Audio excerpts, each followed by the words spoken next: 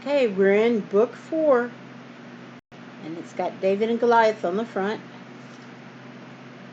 Volume 4 of the Bible story by Arthur S Maxwell.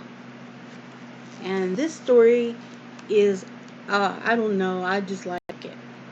It's one of my favorite, one of many favorite. I actually like all of them, but this is my favorite one. And what gets me thinking is especially watching that movie when this actor who played Spock got to be this character in this story, who became Samuel. That was awesome. And I have different thoughts on this. And me and my brother, we debate on this. Well, my one brother, the other brother. Okay, part 1, story 12, the Witch of Endor. Yeah, that's right. Okay, okay.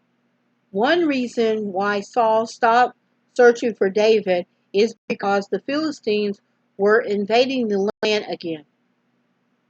This time they came in a great force, and when Saul saw them he was afraid, and his heart greatly trembled. He needed advice, but not but did not know where to go to get it. At other times he had trouble, he would go to Samuel, who had always given counsel from the Lord, but now Samuel died, or Samuel was dead. He would like to have asked the high priest, but he was dead too. So, the one that he killed. He ordered Doge, who had been in charge of his servants, to kill all the priests. Doge fell upon them with his sword, and only Abiathar escaped. Fearing the anger of the king, Abiathar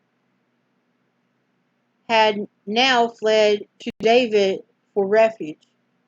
Saul had never felt so lonely and helpless before. He prayed to God, but because of his disobedience, God would not answer him.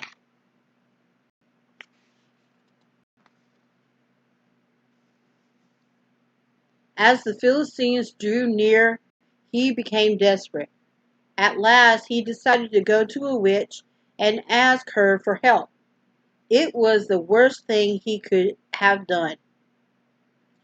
In those days, a woman who claimed to be able to talk to the dead was called a witch, and because this claim was false, God has said that such people should not be allowed to live in the land. While Samuel was alive, Saul had tried to get rid of them, but still a few were left.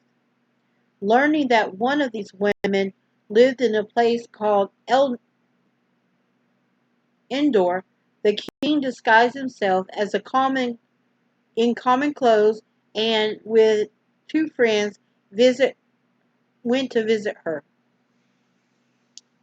It was at night when they arrived, and the witch was afraid that they might be spies who would betray her. But Saul promised solemnly not to harm, that no harm would come to her if she would do this thing he asked. Who shall I bring up for unto thee? The woman asked the woman. Bring me up Samuel, he said. Of course she couldn't do such a thing. God would not have let a wicked woman deserve his sleeping prophet. The figure she saw was not Samuel, but an evil spirit that looked like Samuel. For as for Saul, he did not see Samuel. He just believed what the woman told him. Then, thinking he was talking to Samuel, he said, I am sore distressed, for the Philistines make war with me, and God is departed from me and answered me no more, neither by prophet nor by dreams. Therefore I have called thee, that thou mayest make known unto me what I shall do. If Saul thought that he was going to get some good advice from some encour or some encouraging word, he was mistaken. The voice that spoke to him, claimed to be the voice of Samuel, had nothing but evil tidings. Israel, it said, would be defeated in the battle with the Philistines, and Saul and his sons would be killed. Saul came away from this witch of Endor completely discouraged. He had no help at all. And now he had no heart to fight the Philistines and no strength to plan the war against them. Without hope and without God, he could not await the he could but await the doom he was knew was near. Is that the end? Oh, that is so short. And of course, it's comic book looking. It's by Vernon I, and there it is.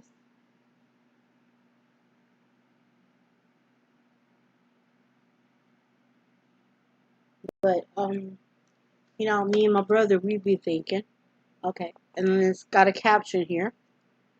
It says Vernon I, Saul's disobedience went so far that when surrounded by the Philistines, he sought the counsel of a witch who brought up an evil spirit that pretended he was Saul the prophet. Okay, that's what it says. But the way she screamed in the story in the Bible, the way she screamed, it's your interpretation of it. But in my interpretation, when she screamed, when he actually came up and came walking to them, and then she realized that he was Saul, she was gonna, but she saw it, and it was real. And I think it could, because if God could do anything, if he wanted to, and anyway, he prophesied it. Even in the Bible, he even prophesied that he will see him on the day that he died. Okay, um, but I digress. So that was story 12 in part 1, and we got this one. So I got 2 more, and then we'll be on the next part. So I'm going to take a break, and then we're going to read the last 2 of this and see what happens. It's just I guess my memory is different from this, but we'll see.